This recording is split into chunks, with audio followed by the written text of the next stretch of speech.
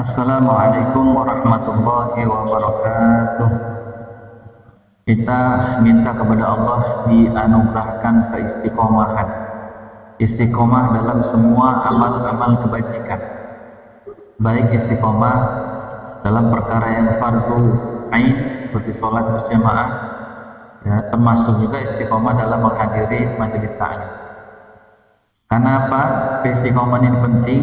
Orang-orang yang istiqomah itu insya Allah dia akan banyak mendapatkan keberkahan dari waktunya, keberkahan dari ilmunya, manfaat dari semua nikmat yang Allah berikan kepadanya, insya Allah.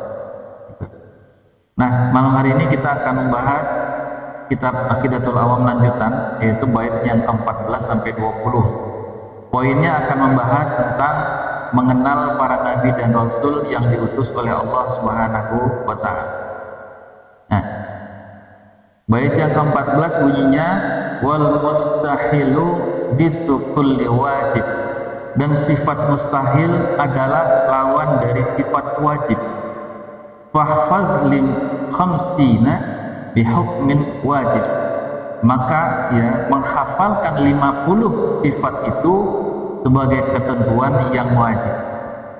Apa yang dimaksud dengan 50 sifat? Ini sebenarnya sudah dijelaskan sebelumnya. 20 sifat Allah, sifat wajib bagi Allah, jadi jumlahnya 50 nih. 20 sifat wajib bagi Allah, 20 sifat mustahil bagi Allah, 1 sifat jaiznya bagi Allah. Ini udah berapa?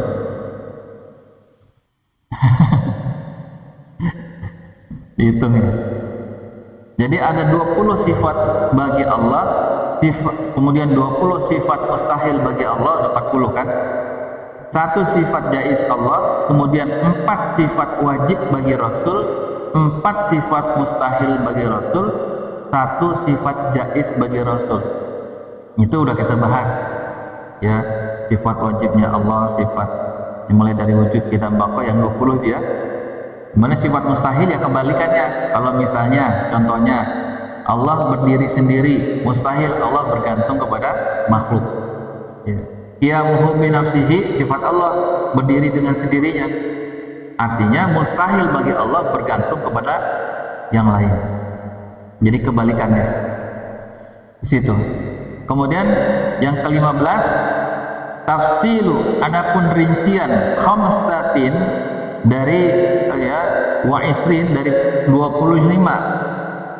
ya yang lazim, yang wajib diketahui, kulla mukallafin fahaqqiq waqtanin, maka wajib diketahui bagi setiap mukallaf. Siapa mukallaf? Orang yang terbebani hukum. Siapa? Ya, baik laki-laki maupun perempuan yang sudah akhil balik, itu namanya mukallaf. Dia sudah terikat dengan hukum-hukum Allah, dia wajib sholat, dia wajib puasa, ya kan, dan amalan-amalan yang diwajibkan yang lain.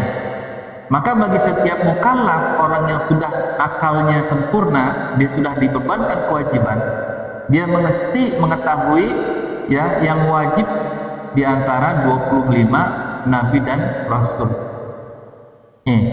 Jadi wajib mengetahui yang diutus oleh Allah nabi dan rasul banyak. Ya, ada riwayat yang menyebutkan 124.000 nabi dan rasul sepanjang umur dunia ini ya. Tetapi yang wajib yang wajib diketahui adalah 25. Ya, yang wajib diketahui oleh setiap mukallaf, setiap orang mukmin. Selebihnya nggak diketahui nggak masalah, gitu ya. Yang 25 ini disebutkan di dalam banyak ayat suci Al-Quran. Maka yakinilah dan ambillah ya keuntungannya. Ini nanti kita jelaskan apa yang dimaksud dengan mengambil keuntungan dari situ. Kita bacakan dulu baitnya. Hum Adamun Idrisu Nuhun Hudu Ma'ad Salih wa Ibrahim kullu muttabi'. Mereka itu adalah Adam, ya Nabi Adam, Idris, Nuh, Hud, Saleh, Ibrahim, yang masing-masing itu diikuti berikutnya. Lutun wa Ismailu Ishaqu ya kaza, ya Nabi Lut, Ismail, Ishaq demikian juga. Yakub. Kaza itu demikian juga Yakub, Yusuf, wa Ayyub. Ya. Di situ dikatakan ittaza, ya, ihtaza, dan selanjutnya. Siapa yang selanjutnya? Syu'aibu, Harun, wa Musa, wal Yasa, Zulkifli, Dawud, Sulaiman, ittaba. Kemudian Al-Ilyasu, Yunus, Zakaria, Yahya, Isa, wa Taha, Khatimun Da'goya. Dan yang terakhir itu adalah Muhammad Al-Mustafa sebagai penutup, maka tinggalkanlah jalan yang menyimpang dari kebenaran. Yang terakhir, yang ke-20, alaihi wassalatu wassalam, semoga salawat dan salam terkumpul kepada mereka, wa alihim, dan keluarga mereka, madamatil ayyam, yang sepanjang masa. Ini kita bahas satu persatu ya. Dari bait yang keempat tadi sudah saya kasih penjelasan apa yang dimaksud dengan sifat mustahil. Itu adalah lawan dari sifat wajib. Allah punya sifat wajib, Allah punya sifat mustahil, kebalikan dari wajib. Rasulullah punya 4 sifat wajib, Rasul juga punya 4 sifat mustahil. Kemarin 4 sifat Rasul yang wajib apa? Siddiq, amanah, tabligh, fatonah. Ya, kalau siddiq kebalikan dari siddiq benar, ya kebalikan jadi salah, ya batil. Kalau misalnya fatonah cerdas, mustahil bagi Rasul bodoh, tidak cerdas. Tabligh, Rasulullah menyampaikan, mendakwahkan Islam. Mustahil bagi Rasulullah menyembunyikan dakwah Islam, gitu. Kemudian amanah, bagi Rasul sifat wajib. Mustahil bagi Rasul tidak amanah atau yang disebut dengan khianat. Jadi sifat wajib kebalikannya adalah sifat mustahil. Itu gandengan. Kalau pada Rasul ada 4, kalau pada Allah ada 20. Jadi semuanya total jadi 50. Nah, bait ini mengingatkan bahwa sifat mustahil bagi Allah adalah kebalikan dari sifat wajibnya. Ya, yang seperti yang contohkan tadi, qiyamuhu binafsihi, apa berdiri dengan sendirinya, maka mustahil bagi Allah itu apa? Al-ihtiyaj ila ghairi, punya hajat kepada sesuatu yang lain. Nggak mungkin Allah itu butuh kepada makhluknya. Hati-hati nih, ya, jangan seperti orang-orang kafir yang menuduh Allah ketika Allah memerintahkan kepada orang-orang beriman untuk mengeluarkan zakat, menginfakkan hartanya di jalan Allah. Itu mereka memahaminya Allah itu butuh kepada makhluknya. Allah butuh misalnya untuk disembah di masjid, maka kita diperintahkan untuk menginfakkan harta untuk membangun masjid. Seolah-olah ya, atau mereka menuduh Allah itu butuh makhluknya untuk disembah. Padahal ya, disebutkan dalam salah satu sifatnya Allah itu tidak bergantung kepada siapapun. Qiyamuhu binafsihi, berdiri dengan sendirinya, tidak bergantung kepada makhluk sedikit pun. Artinya, meskipun dia menyembah atau tidak menyembah, dia menginfakkan hartanya atau tidak menginfakkan hartanya, tidak ada pengaruhnya sedikit pun bagi Allah. Ini sifat yang mesti diyakini oleh kita, gitu. Jadi jadi pengertiannya pada saat kita menginfakkan harta kita di jalan Allah itu bukan karena Allah butuh, gitu. Tapi di situ ada kebutuhan kita kepada Allah, ada hajat kita kepada Allah, kan gitu. Apa hajat kita? Ya banyak. Misalnya Allah sebutkan dalam hadis Nabi, siapa orang yang memudahkan urusan orang lain, maka Allah akan mudahkan urusan dia. Siapa orang yang bertakwa kepada Allah, bertawakal kepada Allah, maka Allah akan cukupkan dirinya. Yang butuh sebenarnya kita kepada Allah Subhanahu wa Ta'ala, gitu. Jadi Allah mah independen, dia bebas tanpa intervensi manusia. Dan ini sifat wajib. Berarti kalau sifat wajib itu, sifat ini tidak akan pernah hilang apapun keadaannya. Jadi jangan pernah misalnya kita merasa malu meminta ampunan kepada Allah. Kalau dulu 20 tahun lalu Allah berikan ampunan kepada kita, maka 20 tahun kemudian Allah tetap masih punya sifat yang namanya Maha Pengampun. Gak ada istilahnya saya dari dulu minta ampun mulu sama Allah, malu sekarang saya minta ampun sama Allah, udahlah, nah kadang banyak dosanya, kan gitu. Nggak ada istilah begitu. Allah justru lebih senang kalau hambanya terus datang merengek, memohon ampun atas setiap dosa-dosa yang dia kerjakan. itu Allah lebih senang. Makanya jangan logikakan Allah sebagaimana manusia.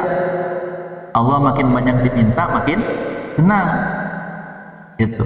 Kalau manusia makin banyak diminta, ada kadang batasan-batasan kemampuannya. Inilah bedanya manusia dengan Allah. Di situ sifat-sifat wajib yang wajib diketahui oleh kita. Nah, 50 sifat yang wajib diketahui itu ya, itu wajib diimani oleh setiap mukallaf. Ini adalah lanjutannya dengan bait 15. Kita lihat. Bait 15 tadi dikatakan apa? Adapun rincian nama para rasul ada 25 yang wajib diketahui setiap mukallaf, maka yakinilah dan ambillah keuntungan darinya. Apa maksudnya? Pertama, jadi mengapa kita mesti mengetahui 25 nabi dan rasul yang diterangkan di dalam Al-Quran? Mengapa? Ada yang bisa jawab? Kasih argumen. Kenapa kita mesti mengenal nabi-nabi kita yang 25 itu? Tujuan apa? Apa?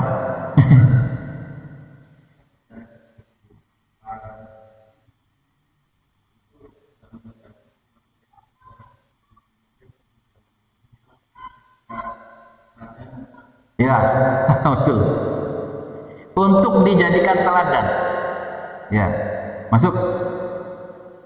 Jadi ini sebenarnya kan kaitannya dengan rukun iman. Rukun iman itu ada berapa? 6. Ya, ada 6 apa 5? 6. Salah satunya adalah iman kepada Nabi dan Rasul.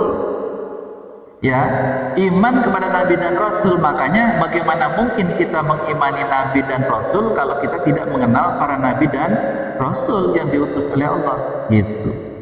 Makanya ulama merumuskan, mengkodifikasi ada 6 rukun iman yang wajib diketahui oleh setiap mukallaf. Salah satunya adalah iman kepada Nabi dan Rasul. Gimana supaya orang iman? Dia mesti mengenal, gitu. Bagaimana mungkin kita beriman kepada sesuatu yang kita tidak kenal? Makanya di sini Allah banyak menyebutkan nama-nama para nabi dan rasul yang diutus, yang dijelaskan di dalam Al-Quran, yang 25 itu.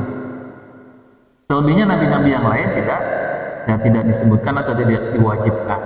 Ini ya, jadi yang pertama, mengapa harus diketahui? Karena itu adalah bentuk keimanan, masuk di dalam rukun iman. Yang kedua, tentu tadi ya, Allah banyak menjelaskan kisah Nabi, kisah Rasul, bagaimana orang-orang terdahulu perjuangan para Nabi dan Rasul itu agar dijadikan tauladan.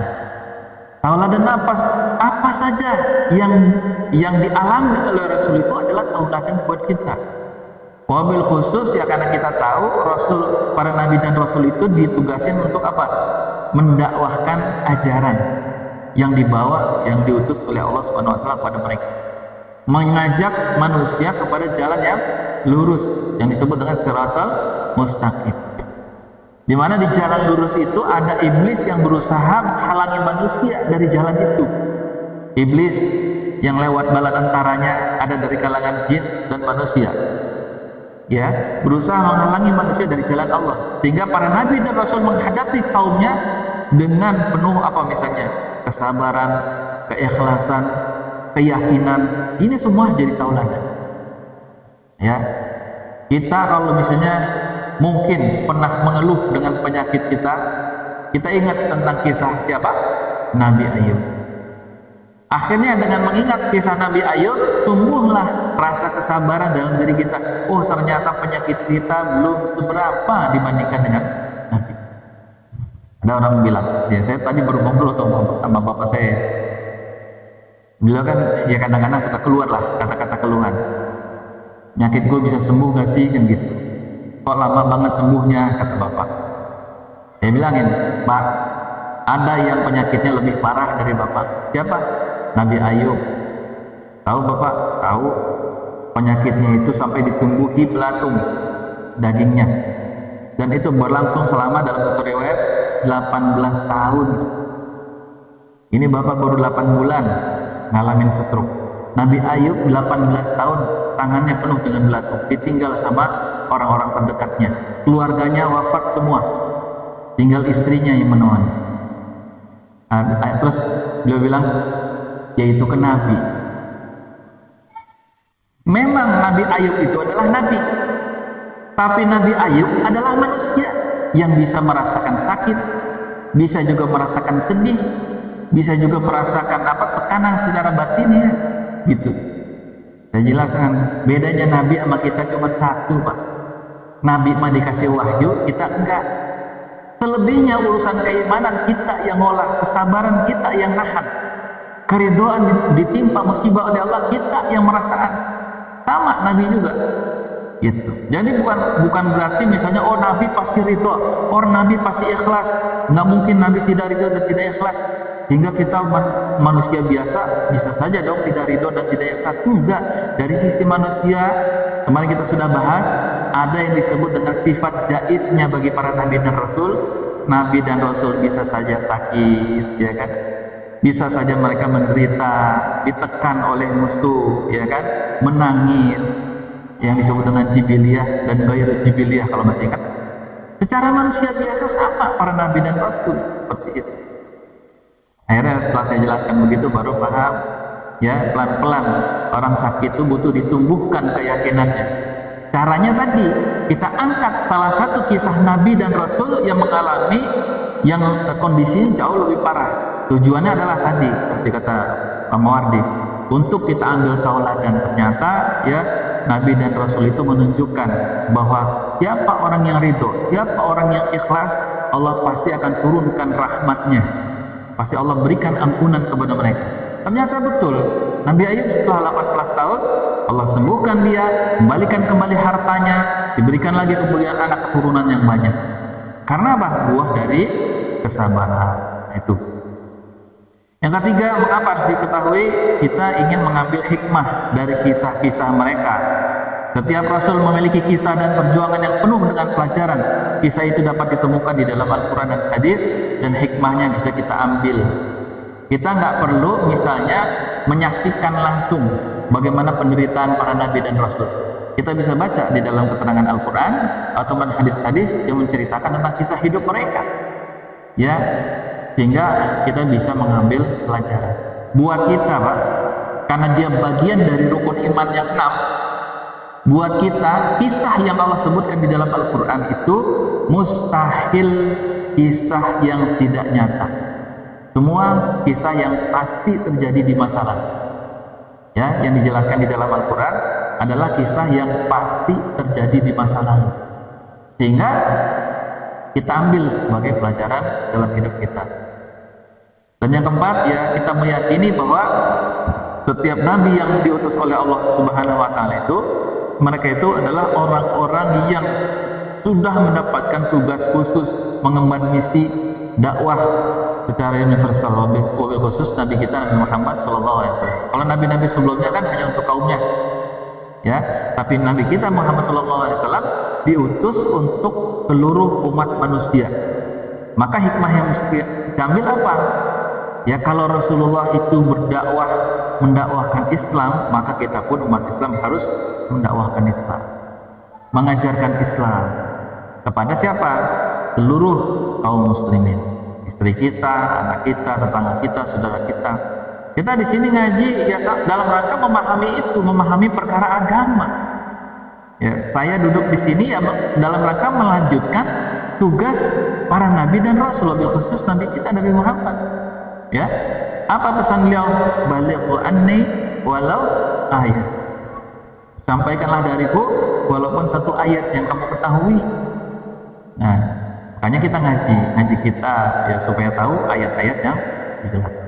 Nah, kemudian apa yang dimaksud dengan mengambil keuntungan dari kisah-kisah Nabi dan Rasul? Tentu dengan membaca kisah para Nabi dan Rasul, apa keuntungan buat kita? Pertama, jelas kita tambah wawasan. Kita mengenal 25 Nabi dan Rasul dengan wawasan yang luas. Nabi siapa, diutus kepada kaum siapa, pada tahun berapa, kemudian apa yang terjadi pada masa itu, ya kan, peristiwa besar apa. Ini semua saya rangkum dalam di sini nih, dalam tabel ini. Saya udah rangkum ya tentang nabi-nabi dan nanti kita akan bahas satu-satu. Terus yang kedua, apa keuntungan yang bisa kita dapat? Kita akan mendapatkan panduan hidup. Kalau tadi misalnya dalam menghadapi musibah, dalam menghadapi cobaan, apa yang mesti dilakukan, para nabi dan rasul sudah mencontohkan kepada kita. sabar, ikhlas, tetap tenang, ridho kepada Allah, menguatkan keyakinan bahwa Allah pasti akan memberikan pertolongan, ya kan? Semuanya itu bisa memperkuat keimanan kita. Jadi kita bahas rukun iman yang 6, bukan sekedar dihafal 6 rukun iman itu. Kalau kita ngaji ini, jadinya kita paham, bukan sekedar mengenal 25 nabi dan rasul, tapi kita juga mengenal sifat mereka, karakter mereka saat menghadapi masalah, tauladan apa yang bisa kita ambil dari kehidupan mereka, kan gitu.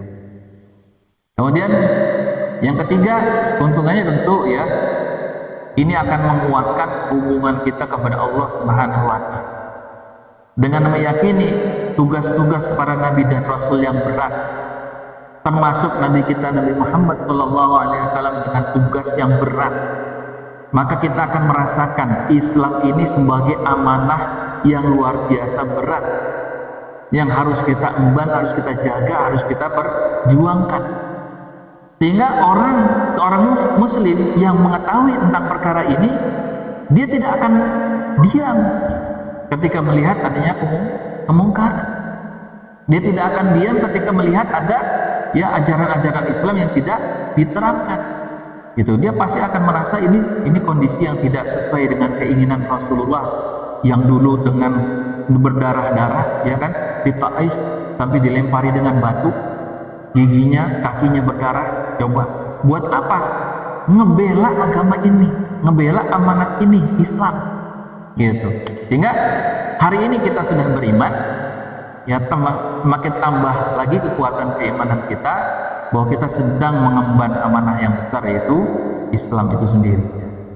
Dan yang keempat, tentunya karena kita tahu agama Islam ini adalah agama yang hak, yang benar, yang telah kita yakini, maka ini akan menguatkan rasa syukur kita kepada Allah Subhanahu wa Ta'ala. Kita lihat, Pak, ya, agama-agama lain, coba ajarannya seperti apa, coba kita lihat, banyak ya videonya di TikTok tuh. Satu agama yang ajarannya itu mereka misalnya tata cara dalam penguburan jenazah atau perlakuan terhadap jenazah, misalnya ada yang dibakar, ya kan? Kadang ada yang dibakar, ada kerenan dikit, pakai apa yang di daerah Jakarta Utara, ya, yang rada kerenan mahal. Ada yang kagak punya duit, dibakar ya pakai kayu bakar biasa, dilemparin itu jenazahnya. Kemarin saya sempat posting ya videonya ya, bagaimana jenazah itu digotong terus dilemparin aja kayak bangkai ayam, dibakar di situ. Ya kebakar, yang terbakar, yang nggak kebakar nggak kebakar. Caranya seperti itu. Ada bahkan kemarin tuh saking apa ya, entah mereka menganggap satu hewan ini suci gitu ya, mereka sampai ada satu acara lempar-lemparan kotoran hewan itu, karena hewan itu dianggap suci, kotorannya dijadikan sebagai lempar-lemparan. Alhamdulillah kita menjadi seorang mukmin ditunjuki oleh Allah dengan hidayah kepada agama yang insya Allah diridhoi oleh Allah Subhanahu wa Ta'ala, yaitu Islam. Nah makanya kita sering-sering gitu mengunjungi Al-Quran untuk nampak jelas tentang perjuangan para nabi dan rasul. Nah kita masuk ke bait 16 ini dan sampai 20 ya, saya rangkum dalam tabel ini, yaitu para nabi dan rasul yang diutus oleh Allah Subhanahu wa Ta'ala. Yang kita bahas di sini ada nama nabi, nama kaum yang diutus kepada mereka, masa hidupnya, wilayah tempat tinggal mereka, kemudian peristiwa besar apa yang terjadi di masa itu, lalu ada penjelasan. Pertama, Nabi Adam, ya, ini diutus kepada seluruh umat manusia selama masa hidupnya 930 tahun, hampir 1000. Lama sekali. Orang bisa hidup 930 tahun tuh kalau hari ini kayaknya nggak bakalan bisa jalan ya. Ya kan? 150 tahun aja udah susah jalan.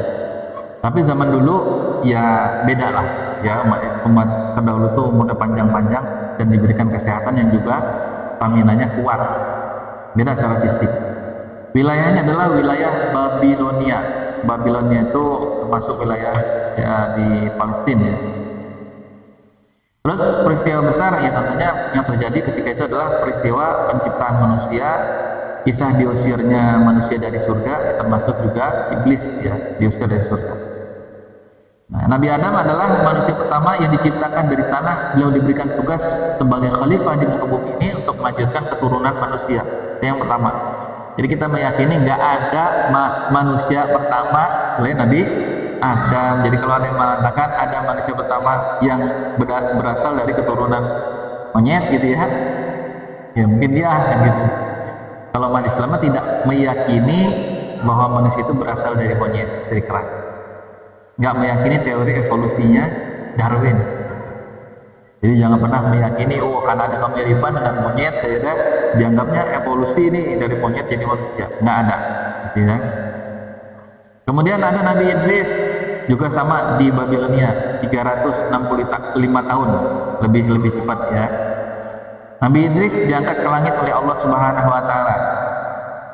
Nabi Idris dikenal sebagai nabi yang pertama kali diperintahkan untuk menulis dengan pena dan dikenalkan dengan kebijaksanaannya. Jadi nabi yang pertama yang diajarkan menulis ya oleh Allah Subhanahu wa taala adalah Nabi Idris. Bahkan dalam satu riwayat diceritakan beliau itu adalah ahli dalam berbagai ilmu pengetahuan termasuk astronomi ya, perbintangan. Itu Nabi Idris. Kemudian Nuh ya, diutus kepada kaum Nabi Nuh yang disebut dengan kaum Ninawa, 950 tahun. Itu letaknya di mana? Di Irak bagian selatan ya. Kisah yang paling terkenal pada zaman Nabi Nuh apa?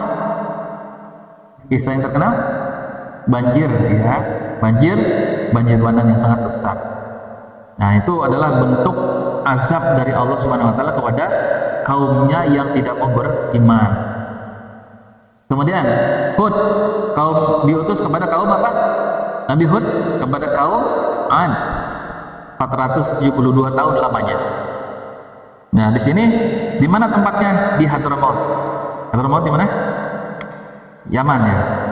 Al-Ahqaf, Yaman. Nah, apa peristiwa yang besar yang terjadi pada kisah kaum Nabi Hud? Kehancuran kaum Ad yang mereka itu apa? Dengan angin yang sangat kencang ya selama 7 malam 8 hari. Jadi ini juga sekaligus azab kepada kaumnya yang sangat sombong gitu ya, menolak dakwah Nabi Hud kepada mereka. Jadi kisah-kisah ini kisah yang boleh bilang hampir sama. Karena apa? Seruannya sama, mengajak beriman kepada Allah dan tidak boleh menyekutukan kepada sesuatu yang lain. Reaksinya juga sama. Ada yang beriman, ada yang kafir, ada yang ingkar. Bahkan bukan sekedar ingkar, mereka pun bahkan memusuhi, mengusir, bahkan membunuh para nabi dan rasul. Makanya Allah berikan azab sebagai peristiwa besar yang diabadikan di dalam Al-Quran. Terus Nabi Saleh, ada yang tahu ceritanya? Diutus kepada kaum Samud ya, selama 70 tahun. Di mana?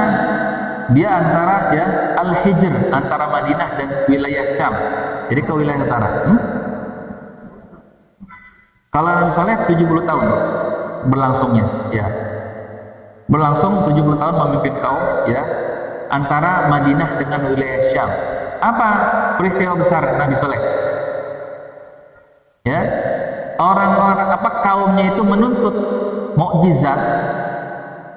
Ya, coba keluarkan onta dari batu, itu. Coba mukjizat tanggung-tanggung. Kalau emang Nabi buktiin mukjizat, yang namanya mukjizat itu sesuatu yang tidak natural, yang hebat, yang luar biasa, yang membuat mereka ya mau beriman. Akhirnya Allah mengizinkan kepada Nabi Saleh ini ya sesuai dengan keinginan kaumnya. Keluar itu unta dari batu, unta hidup, gitu ya. Ini udah kelihatan nyata mukjizatnya, tapi tetap aja kaumnya itu udah dipesan ini unta jangan diseksa, unta ini jangan dibunuh, hati-hati. Ini adalah mukjizat, unta mukjizat. Kalian sudah menyaksikan keluarnya aja dari batu, jaga, pelihara. Tapi apa? Kaumnya tetap saja membangkang. Tuh manusia udah ngelihat secara nyata mukjizat, tetap aja dia ada yang membangkang. Makanya pantas kalau mukjizat sudah diturunkan dia masih membangkang. Allah turunkan apa? Azab kepada ya kaum Samud. Apa azabnya itu? Mereka dihancurkan oleh gempa besar dan petir sebagai azab kepada mereka. Nabi Ibrahim kepada kaum di Babilonia, Palestina ya, 195 tahun. Ya, peristiwa yang paling besar ketika itu apa? Diceritakan dalam Al-Quran. Peristiwa Nabi Ibrahim dibakar oleh Raja Namrud, dan itu juga sebagai mukjizat dari Allah, di mana api tidak mampu membakar Nabi Ibrahim alaihissalam. Nabi Lut, nah ini kaum Sodom dan Gomorrah. Ini dia di wilayah Sodom. Di mana wilayah Sodom itu? Jordania, 120 tahun. Kehancuran kaum Sodom gara-gara mereka melakukan perbuatan apa? Yang disebut dengan liwat, pakai kok, liwat, homoseksual, ya, itu udah jelas. Jadi orang yang melakukan perbuatan Nabi Lut itu, kaum Nabi Lut itu diazab oleh Allah SWT. Nah, kalau hari ini ada satu agama yang membolehkan pernikahan sesama jenis, berarti mereka sebenarnya menantang azab Allah Subhanahu wa taala kepada mereka. Kemudian dilanjutkan Nabi Ismail yang juga wajib kita ketahui, beliau diutus di mana? Di Arab, di Mekah ya, 137 tahun. Beliau bersama mendampingi ayahnya yaitu Nabi Ibrahim membangun Ka'bah. Itu adalah peristiwa yang paling besarnya. Ka'bah itu dibangun pada saat Nabi Ibrahim dan Ismail ya. Kemudian peristiwa besar yang lain apa? Kesediaan beliau disembelih oleh Nabi Ibrahim. Itu juga peristiwa besar yang diabadikan di dalam Al-Quran. Ya, ini jadi tidak semuanya diceritakan azabnya ya secara langsung. Ada peristiwa besarnya yang lain. Kemudian Nabi Ishak ini diutus kepada Bani Israel. Nabi Yakub diutus kepada Bani Israel. Nabi Yusuf juga di sini melanjutkan kepada kaum Bani Israel Mesir. Ayub kepada Bani Israel. Kemudian masih kepada Bani Israel. Syuaib kepada penduduk Madian. Jadi khusus nih ya, khusus kepada Bani Israel itu ya, banyak para nabi yang diutus kepada mereka secara khusus.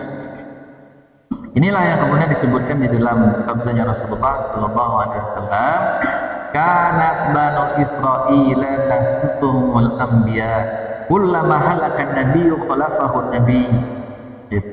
Dulu Bani Israel selalu mereka diurus oleh para nabi. Setiap nabi wafat diganti lagi dengan nabi yang baru yang menjaga mereka, mengurus mereka, hajat mereka, membimbing mereka ya. Tapi karena memang perilaku Bani Israel ini perilaku yang buruk gitu ya. Ada di antara mereka yang membunuh para nabi dan rasul.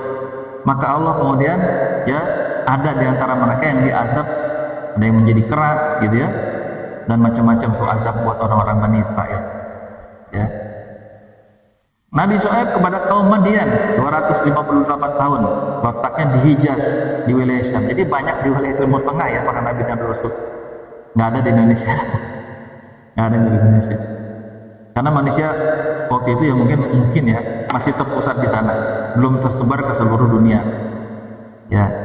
Azab berupa apa? Gempa dahsyat dan api kepada kaum yang menipu dalam timbangan dan menyekutukan Allah. Tuh, ngurangin timbangan zaman dulu udah ada gitu, yang namanya perbuatan-perbuatan curang. Yang namanya manusia itu ada dari dulu. Zina ada, musyrik ada, ya kan, membunuh ya ada, kan gitu. Berkhianat ada. Tapi kemudian Allah berikan azab yang langsung kepada penduduk Madian. Ya, karena mereka berbuat curang. Nabi Musa diutus kepada Bani Israel ya untuk menghadapi apa? Peristiwa besar ketika itu, menghadapi pasukan Fir'aun. Peristiwa besarnya apa? Terbelahnya Laut Merah ya. Kemudian menerima kitab Taurat. Nabi Harun ini juga. Bagaimana Nabi Harun diutus juga di wilayah Mesir. Beliau mendampingi Nabi Musa dan Harun yang mendampingi dakwah untuk menghadapi Fir'aun. Ilyas, beliau melanjutkan dakwah Nabi Ilyas. Ada Ilyas, ada Ilyasa. Ya, beliau melanjutkan dakwah untuk Bani Israel. Zulkifli kepada Bani Israel di wilayah Syam. Nabi Daud 100 tahun di Palestina membunuh Jalut, ya, menjadi raja dan nabi yang sangat adil, kemudian menerima kitab Zabur. Ini peristiwa besarnya, ya. Kemudian Nabi Sulaiman, nah ini kita udah paham lah. Sulaiman, apa peristiwa besarnya? Beliau memimpin sebuah kerajaan yang sangat besar, kemudian menundukkan jin, menundukkan angin, menundukkan, bisa bicara dengan hewan. Ini kisah-kisah besarnya. Dan kisah-kisah ini kan kalau kita nggak beriman sama Quran tuh kayaknya aneh gitu ya. Kok bisa orang bisa bicara dengan hewan kan gitu? Kok bisa mengerti? Tapi karena dijelaskan di dalam Al-Quran, buat kita orang beriman percaya 100% bahwa memang peristiwa itu terjadi. Nabi Sulaiman berbicara dengan hewan. Kenapa kita bisa percaya 100%? Karena sumber dari Al-Quran itu memang tidak terbantahkan, dia dari Allah Subhanahu wa Ta'ala. Tidak mungkin keluar dari lisannya Nabi Muhammad, murni dari otaknya sendiri, nggak mungkin. Ya, dulu kita sudah buktikan kebenaran Al-Quran itu bahwa memang dia firman Allah. Kalau kita sudah berhasil membuktikan dia adalah firman Allah, maka semua informasi yang disebutkan di dalam Al-Quran itu adalah kebenaran yang memang terjadi di masa lalu. Wabil khusus cerita tentang Nabi Sulaiman yang mampu menundukkan jin, ya, itu terjadi. Ya, mungkin sekarang itu ada film-film Aladin bisa terbang di atas karpet. Kalau zaman dulu lebih hebat lagi mukjizat. Ya. Kemudian Nabi Yunus, ya, juga kepada kaum Ninawa 120 tahun di Irak, ya, keluar dari kaumnya kemudian ditelan ikan paus hingga akhirnya kaumnya bertaubat. Ya, kisah Nabi Yunus yang sangat terkenal, ya. Kemudian Nabi Zakaria kepada Bani Israel, kemudian dikaruniai Nabi Yahya di usia lanjut. Kemudian Nabi Yahya kepada Bani Israel juga membela kebenaran hingga dibunuh oleh penguasa zalim. Jadi Nabi dibunuh sampai penguasa. Coba bayangkan. Setelah itu Nabi Isa kepada Bani Israel juga di Palestina, lahir secara mukjizat tanpa ada campur tangan manusia, tanpa ada kehadiran laki-laki. Kemudian diangkat ke langit, ya, diangkat ke langit. Ini juga peristiwa yang sangat besar. Masih ada waktu? Masih, ya. Kemudian yang terakhir Nabi Muhammad Sallallahu Alaihi Wasallam. Kalau tadi para nabi-nabi sebelumnya diutus hanya kepada kaum-kaum tertentu, kalau Nabi Muhammad diutus kepada seluruh umat manusia. Wa ma arsalnaka illa kafatan linnas. Tidaklah aku mengutus engkau wahai Muhammad kecuali untuk seluruh manusia. Wa ma arsalnaka illa rahmatan lil alamin. Tidaklah aku mengutus engkau kecuali menjadi rahmat bagi seluruh alam, bukan kepada kaum Arab saja. Makanya kalau dia mengatakan Islam itu cuma cocok di Arab, ini salah. Karena Nabi Muhammad diutus kepada seluruh umat manusia. Islam itu hanya cocok di zaman Nabi Muhammad, ini juga salah. Karena sekali lagi Islam berlaku universal. Dia berlaku sampai hari kiamat, dimanapun, kapanpun. Jadi Islam itu bisa dilaksanakan di mana saja. Nggak ada istilahnya Islam nggak cocok di Indonesia, Islam nggak cocok di Amerika, nggak ada istilah begitu. Nah, makanya umat Islam nggak boleh merasa inferior, merasa tidak percaya diri ketika ada di tengah-tengah yang mayoritas non-Muslim misalnya di Amerika. Dakwahkan Islam, karena di setiap bumi Allah itu layak untuk ditaati Allah Subhanahu Wa Taala. Ya, ini kita umat Nabi Muhammad Sallallahu Alaihi Wasallam, maka kita harus paham, ya, karena memang Nabi Muhammad diutus kepada seluruh manusia, maka kita pun harus mengemban dakwah Islam ini kepada seluruh manusia. Jadi tidak membatasi kepada kaum-kaum tertentu atau masa-masa tertentu. Nah ini, jadi inilah 25 nabi dan rasul yang diutus kepada seluruh manusia sepanjang sejarahnya itu. Pelajaran yang bisa kita ambil tadi, yang pertama tentang keistiqomahan mereka. Ini ada yang pernah dengar istilah ulul azmi? Nabi-nabi yang tergolong ulul azmi. Jadi dari 25 ada 5 nabi yang tergolong ulul azmi. Apa yang dimaksud dengan ulul azmi? Ada yang tahu? Ulul itu yang memiliki, azmi itu azam, tekad yang kuat. Maksudnya apa? Para nabi yang betul-betul diuji oleh Allah dan mereka memiliki tekad yang sangat kuat. Apakah nabi-nabi yang lain selain yang 5 tidak punya tekad? Semua punya tekad yang kuat. Cuman ada perbedaan. Yang 5 ini secara khusus ada syarat-syaratnya. Salah satu syarat-syaratnya itu kalau yang saya ketahui ada bahwa nabi ini tidak pernah meminta kepada Allah, atau dia meminta kepada Allah untuk umat yang membangkang ini tidak diazab. Jadi minta ditunda azabnya kepada mereka. Jadi sangat berharap keimanan dari kaumnya. Siapa yang 5 ini?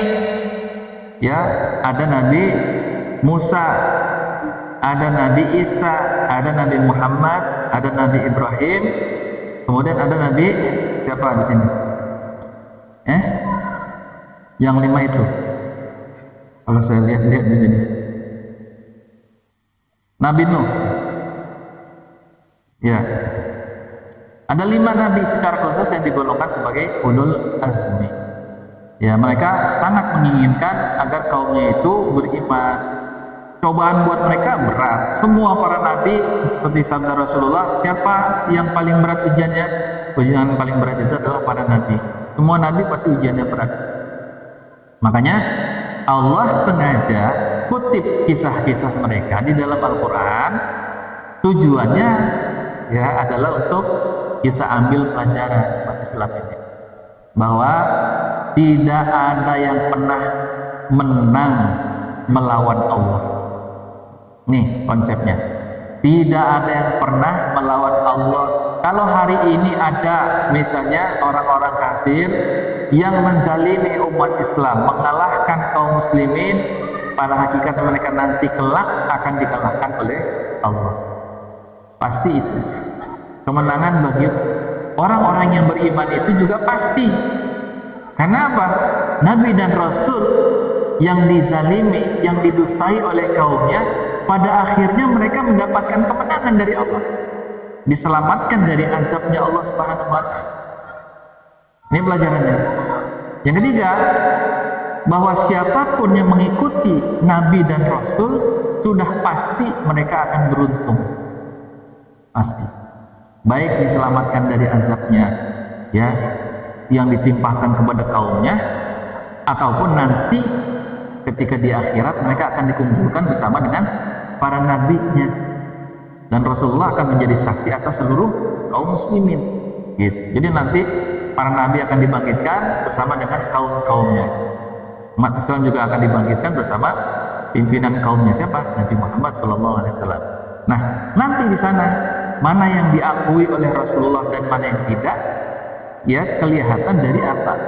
Dari ya efek atau bekas amal yang mereka kerjakan di dunia. Ya, apakah mereka mengikuti perintah Nabi dan Rasul?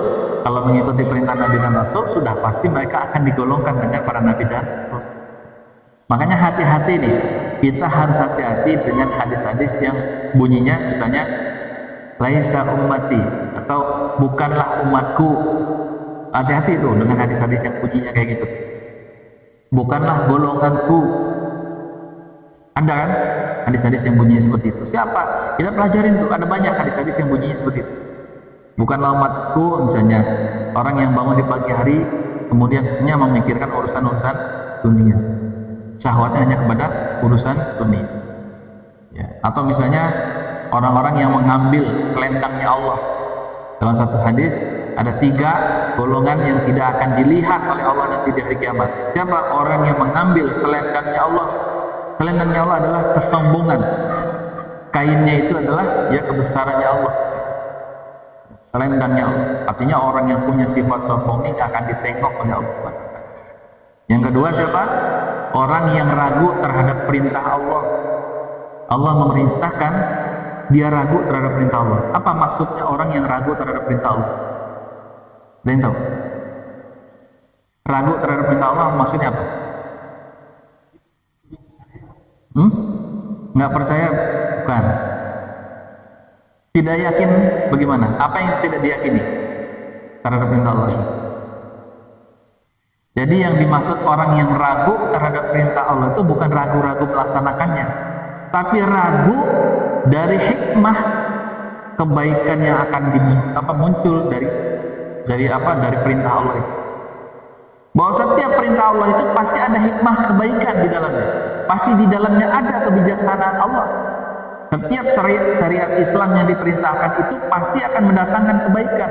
Nah, orang yang ragu itu, ya, yang dia tidak yakin ada kebaikan di dalam ajaran Islam. Ada mu'alaf bilang, ribet juga ya, jadi muslim, ini dilarang, itu dilarang, ini haram, itu haram, kan gitu. Merasa nggak betah dia dengan aturan-aturan Allah. Padahal larangan-larangan Allah itu pasti ada hikmah kebaikan buat dia, pasti ada kebijaksanaan Allah kepada umat Islam. Makanya orang yang beriman itu tidak boleh ragu, pasti syariat Islam itu mendatangkan kebaikan. Kalau dulu ya, misalnya Indonesia waktu zaman kemerdekaan, ya kan, ada yang mengusulkan Indonesia pakai syariat Islam sistemnya. Apa? Ada yang mengatakan kalau syariat Islam diterapkan, Indonesia Barat merdeka. Itu. Dia ragu kalau Islam diterapkan itu menyebabkan apa? Perpecahan Indonesia. Artinya dia menuduh ajaran Islam bisa membawa pada perpecahan. Ini orang-orang yang ragu. Makanya hati-hati. Ya. Alhamdulillah ini jadi nggak ada tanya jawab ya. Tapi mudah-mudahan sudah cukup ya memahami bahwa tujuan kita mempelajari tentang para nabi dan rasul untuk diambil hikmahnya. Ya, jangan lakukan sebagaimana orang-orang yang dulu mendustai Allah dan Rasulnya karena mereka berakhir dengan azab yang sangat pedih. Mari sama-sama kita taati perintah Allah dan Rasulnya agar kita selamat dunia dan akhirat. Kita akhiri dengan hamdalah dan doa majelis. Alhamdulillahirabbil alamin. Subhanakallahumma wa bihamdika asyhadu an la ilaha illa anta astaghfiruka wa atubu ilaik. Assalamualaikum warahmatullahi wabarakatuh.